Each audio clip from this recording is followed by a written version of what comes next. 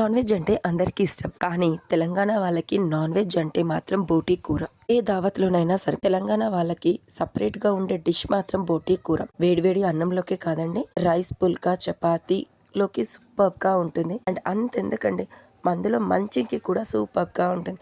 అందుకేనండి తెలంగాణలో ఫంక్షన్స్ చేసేటప్పుడు బోటీ కూరని మాత్రం స్టఫింగ్ కోసం అని చెప్పి పక్కన పెట్టేస్తారు. దీనిని వండడం ఒక టెక్నిక్. అది తెలిసిందనుకోండి, పిల్లలు పెద్దలు ఇష్టంగా తింటారు. సో వీడియోని చివరి వరకు చూడండి, అస్సలు స్కిప్ చేయొద్దు. ఇంట్రెస్టింగ్ టాపిక్స్ తో పాటు ఈ కర్రీలోని బెనిఫిట్స్ కూడా తెలుసుకుందాం. Welcome to Saranya vlogs. Please like, share and subscribe to our channel. మీరిచ్చే ఒక్క లైక్, ఒక్క షేర్, ఒక్క సబ్స్క్రైబ్ బటన్ మన ఛానల్ గ్రోత్ కి యూజ్ అవుతుంది. ముందుగా కర్రీలోకి ఆనియన్స్ ని, టమాటోస్ ని, పచ్చిమిర్చిని కట్ చేసి పెట్టుకోవాలి. అండ్ ఎంత చిన్నగా ఉంటే అంత బాగుంటుంది, ఎందుకంటే మనం పేస్ట్ వాడట్లేదు. సో పీసెస్ ని కాబట్టి చిన్నగా కట్ చేసుకుంటే బాగుంటుంది. అండ్ ఒక పాన్ తీసుకొని అందులో నాన్ వెజ్ కాబట్టి ఆయిల్ ఎక్కువనే ఉండాలి. అల్లం వెల్లుల్లి పేస్ట్, జీలకర్ర, ఎండుమిరపకాయలు అండ్ పుదీనా ఆయిల్ లో ఫ్రై చేస్తే సూపర్ గా ఉంటుంది. ఇవన్నీ కూడా పచ్చివాసన పోయేదాకా మీడియం ఫ్లేమ్ మీద చక్కగా ఫ్రై చేసుకోవాలి. కర్రీ చాలా టేస్టీగా ఉంటుంది. పిల్లలు పెద్దవాళ్ళు ఎంతో ఇష్టంగా తింటారు. కానీ దాన్ని క్లీన్ చేయడం మాత్రం చాలా అంటే చాలా కష్టం. బట్ చిన్న టెక్నిక్ తెలిసి, చిన్న సింపుల్ ప్రాసెస్ అన్నది యూస్ చేస్తే ఎంత బొట్టి అయినా 20 minutes లో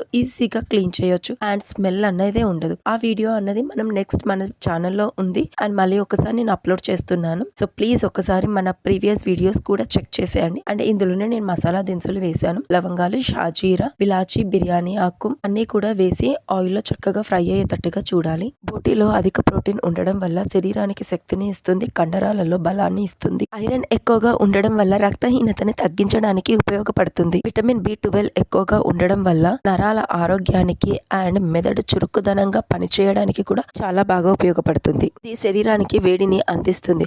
సో చలికాలంలో ఇది తినడం స్పెషల్. వెల్లుల్లి పేస్ట్ పచ్చివాసన అంతా పోయింది కదండి. ఇప్పుడు మనం చిన్నగా కట్ చేసి పెట్టుకున్న ఆనియన్స్ ఉన్నాయి కదా, అవన్నీ కూడా మనకి చక్కగా ఫ్రై అవ్వాలి. ఇక్కడ మనం ఆనియన్స్ ని, టమాటోస్ ని డైరెక్ట్ గా వేస్తున్నాం, పేస్ట్ చేయడం లేదు. సో దట్ ఏంటి అంటే ఎంత చిన్నగా అయితే అంత చిన్నగా కట్ చేసుకున్నాం అనుకోండి, మనకి కర్రీలోకి అది చాలా కుక్ అవుతుంది. అండ్ బోటీ చెప్పడానికే కానీ అది మనం వండాం అనుకోండి, చాలా అంటే చాలా తక్కువగా పడుతుంది. అంటే క్వాంటిటీ అన్నది చాలా తక్కువగా ఉంటుంది. సో దట్ ఏంటి అంటే ఇలా మనం పేస్ట్ రూపంలో కానీ అండ్ ఇంకొన్ని కాంబినేషన్ లో వేసుకుంటేనే బాగుంటుంది. మన పెద్దవాళ్ళు ఎప్పుడైనా సరే బోటీతో పాటు కార్యాన్ని కూడా కలిపి వండుతారు. ఎందుకంటే కర్రీ కొంచెం ఎక్కువగా ఉంటుంది అండ్ ఈజీగా డైజెషన్ అవుతుంది. బాడీకి హెల్త్ విటమిన్స్ కూడా ఎక్కువగా వస్తాయి కాంబినేషన్ రూపంలో అని. జీర్ణక్రియకి సహాయపడుతుంది. సరైన విధంగా కుక్ చేసామనుకోండి మనకి ఈజీ డైజెషన్ అవుతుంది. ఇది మటన్ బోటీ కాబట్టి కుక్కర్ లో 3 whistles వరకు మనం పెట్టేసామనుకోండి, ఈజీగా ఫాస్ట్ గా అయిపోతుంది. నేను ఇలా కడాయిలో పెట్టాను కాబట్టి నాకు చాలా టైమే పట్టింది. నెక్స్ట్ టైం మనం కుక్కర్ లో చేసేద్దాము. సో ఆనియన్స్ అంతా కూడా ట్రాన్స్పరెంట్ అయిపోయాయి, అంటే చక్కగా ఫ్రై అయిపోయాయి.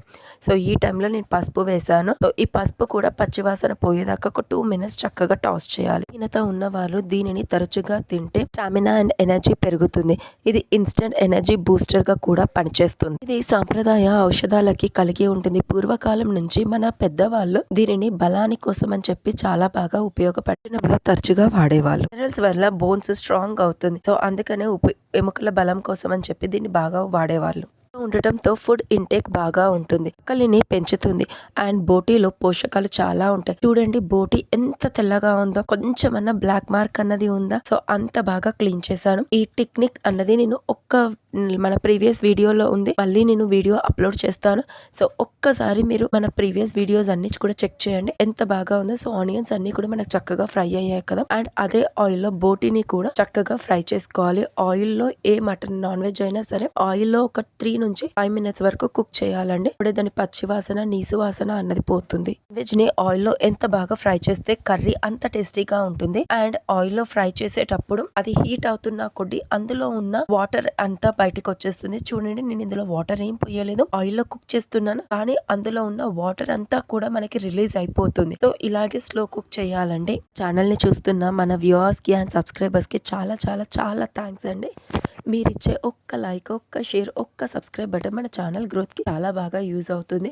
సో ప్లీజ్ అండి, మీరు చూస్తున్న వీడియోకి లైక్ చేయండి అండ్ మన ఛానల్కి సబ్స్క్రైబ్ చేయండి. ఇంకెవరైనా సబ్స్క్రైబ్ చేయకపోతే ప్లీజ్ అండి మన ఛానల్ని సబ్స్క్రైబ్ చేయండి. సో దట్ మన ఛానల్లో ఇంకా మంచి మంచి వీడియోస్ అండ్ ఇప్పటి వరకు చాలా మంచి వీడియోస్ వచ్చాయి. కేవలం కుకింగ్ ఒకటే కాదండి, DIY ఉంది, క్రాఫ్ట్స్ ఉన్నాయి, ట్రావెలింగ్ ఉంటుంది, కెరియర్ టిప్స్ అండ్ గైడెన్స్ అవన్నీ కూడా మన ఛానల్లో ముందు ముందు మనకు వచ్చే వీడియోలలో తెలుసుకుందాం. అండ్ ఇక్కడ మటన్ అన్నది బాగా కుక్ అయిపోయింది కదండి.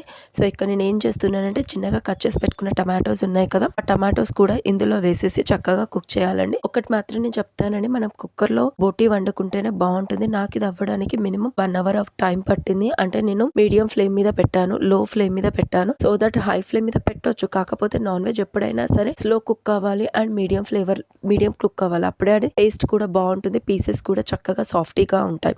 హై వాల్యూమ్ పెట్టామనుకోండి అది త్వరగా కుక్ అవుతుంది, బట్ సరిగ్గా ఉడకదు. అండ్ అలా ప్రాపర్గా ఉడకని ఫుడ్ తినడం వల్ల కూడా మనకి డైజెషన్ ప్రాబ్లం అవుతుంది. అండ్ చిన్నపిల్లలు ఎవరన్నా ఉన్నా కూడా వాళ్ళకి పొట్ట బాగా వస్తుంది. సో ఇక్కడ బోటీ కాబట్టి అది కుక్ అవ్వడానికి నేను 1.5 గ్లాస్ ఆఫ్ వాటర్ వేసుకున్నాను.